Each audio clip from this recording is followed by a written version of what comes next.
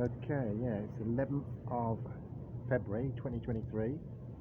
We're at the labranda playa Bonita in Playa de Ingles. It's 9:50, and it just had a massive downpour.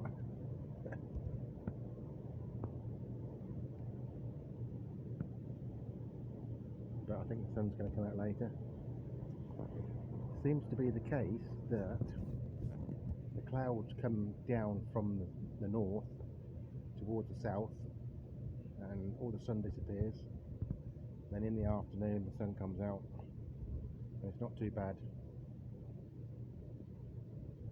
But it's just been a big downpour. You can see it's all wet down there. This is our last day staying at the Playa Bonita, labranda Playa Bonita in Playa de Ingles in Gran Canaria.